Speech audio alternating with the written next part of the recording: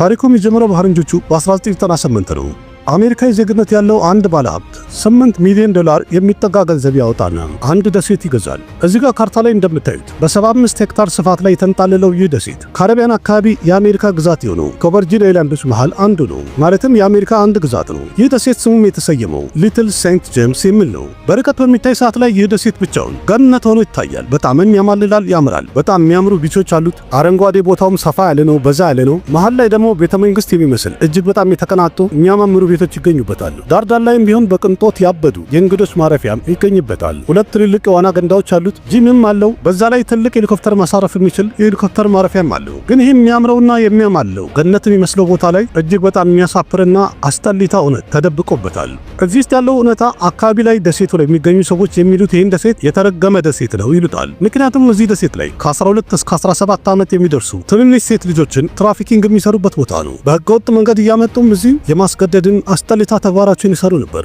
እነዚህ ህፃናት ከዚህ ማምለጥም እንኳን አይችሉም፣ ምክንያቱም ዙሪያውን ውቅያኖስ ነው ያለው። በእርግጥ አንድ ጊዜ 15 ዓመት ልጅ ዋኝታ ለማምለጥ ሙከራ አድርጋ ነበር፣ ግን ፈጠን ብለው ጋርዶቹ ደረሱና ያዟት። ከያዟት በኋላም ፓስፖርቷን ነጠቋት። ዋናው ነገር ይህ ብቻ አይደለም። እዚህ ደሴት ላይ ማን ይመጣ ነበር የሚለው ትልቁ ጥያቄ ነው። ወደዚህ ይመጡ የነበሩት የዓለማችን ሀብታም የሚባሉ ሚሊዮነሮች፣ ቢሊዮነሮች እና እጅግ በጣም ዝነኛ የሆኑ ሴሌብሪቲዎችም ይገኙ ነበር። ከነዛ ውስጥ በጣም ትልልቅ ስም አብረው ይጠቀሳል። ምሳሌ የእንግሊዙ ልዑል ሉዊስ አንድሪው፣ ቀድሞ ሳይንቲስት ታዋቂው ስቲፈን ሃውኪንግ፣ ኮሜዲያንና አክተር የሆነው ክሪስ ተከር። ከነዚህ በተጨማሪ በጣም ብዙ ቢሊዮነሮችና ሚሊዮነሮች እዚህ ደሴት ላይ ተገኝተዋል የሚለውን እንግዲህ በዝርዝር ጠቅሰን አንጨርሰውም። ዋናው ነገር ደግሞ የሚገኙበት ወይም የሚመጡበት ምክንያት ፓርቲ ይደረግ ነበር። አሁን እዚህ ጋር ትልቁ ጥያቄ የዚህ ደሴት ባለቤት ታዲያ ማን ነበር? የዚህም መልሱ አንድ ስም ነው፣ ጄፍሪ ኤፕስቲን። እሱም ጄፍሪን ኤፕስቲን ይባላል። ኤፕስቲን ድሮ ብሩክሊን የሚባለው አካባቢ አሜሪካ ውስጥ ለህፃናት ማትስ ያስተምር ነበረ፣ ቲቸር ነበር። ግን እድል አሪፍ ጨዋታ ስለተጫወተችለት ወደፊት ሄደና ተጣጥረው አሜሪካ ውስጥ የሚገኙ ሀብታሞች ሚሊዮነርና ቢሊዮነሮችን ፋይናንሻል አድቫይዘራቸው ሆኖ ስራ አገኘ። በዚህ ስራውም $6 ሚሊዮን የሚያክል ከፍተኛ ገንዘብ በመሰብሰብ አሜሪካ ውስጥ መልቲ ሚሊዮነር ከሚባሉ ሰዎች ጋር አብሮ ስሙ የሚጠራ ሰው ሆነ። የቅርብ ወዳጆቹም ቢል ክሊንተንን ጨምሮ ዶናልድ ትራምፕም እንዲሁም የእስራኤል የቀድሞ ጠቅላይ ሚኒስትር የነበረው ኤሁድ ባራክ እንኳን በጣም ጀለሱ ነበር፣ ይግባቡ ነበር።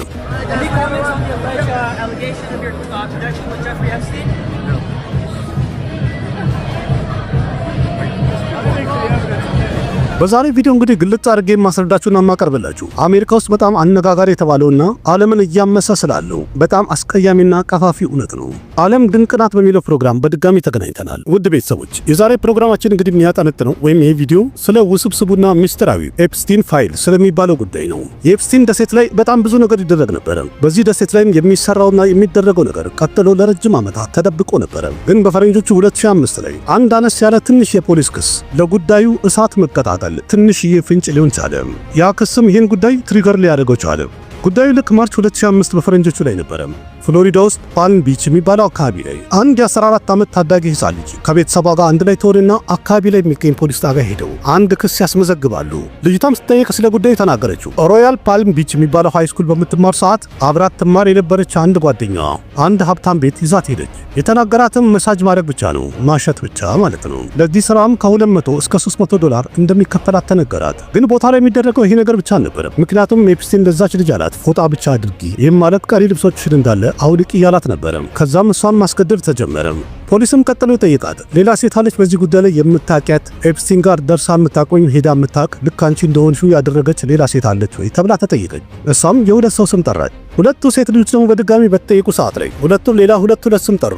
እነሱም በተጠየቁ ሰዓት ላይ እያንዳንዳቸው ሁለት ስም መጥራት ጀመሩ። ለፖሊሶች ጉዳዩ በጣም አስደንጋጭ የነበረው ይህ በአንድ ሴት ጥያቄ የተጀመረው ጉዳይ ልክ እንደ ሰንሰለት የሚቆም ነገር አይደለም፣ እየቀጠለ ሄደ።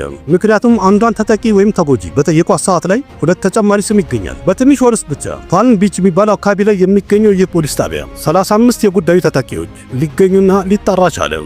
የተለያዩ ፊልሞችን ማየት የምትፈልጉ ከሆነ አዲስ ቲቪ ላይ በቀላሉ ማግኘት ትችላላችሁ። በትርጉም ገብታችሁ እንድትከተሉ ይጠይቃችኋለሁ። መረጃዎችን ደግሞ ዩቲዩብ ላይ በብዛት ታገኛላችሁ። እዛ ላይም ገብታችሁ ሰብስክራይብ አድርጉ እና ቲክቶክም ዩቲዩብ ላይ የተለያዩ ቪዲዮችን ማየት እጅግ በጣም ቀላል ነው። በኢሜይላችሁ ሎጊን አድርጋችሁ ገብታችሁ ብታዩ አሪፍ ነው። ለኛ ለክሬተሮች ደግሞ የሚያዋጣን ወይም ደግሞ ጥቅም ያለው ዩቲዩብ ላይ ነው። የኛ ህዝብ ደግሞ በአጋጣሚ ሆኖ የሚበዛው ፌስቡክ እና ቲክቶክ ላይ ነው። ጥቅም የሌለው ቦታ ላይ በዛ ከምንል የሚጠቅምን ቦታ ላይ በዛ ብትሉ አበረታታችሁን ማለት ነው። ስለዚህ ሁሉንም ቪዲዮ በነፃነት ሳይቆራረጥ ሙሉ ወጥ እንዳለ ማየት እንድትችሉ በቀላሉ እንድታዩና ዘናፈታ እንድትሉ ዩቲዩብ ላይ ገብታችሁ ቪዲዮቹን በማየት ላይክና ኮሜንት በማድረግ ለጓደኞቻችሁ ሼር በማድረግ ብታበረታቱን ብዙ ስራ መስራት እንችላለን በአጠቃላዩ። ስለዚህ ብዙ ቪዲዮዎች እየጫንኩ ያለሁት እዛ ላይ ግቡና ሰፖርት አድርጉኝ ዩቲዩብ ላይ።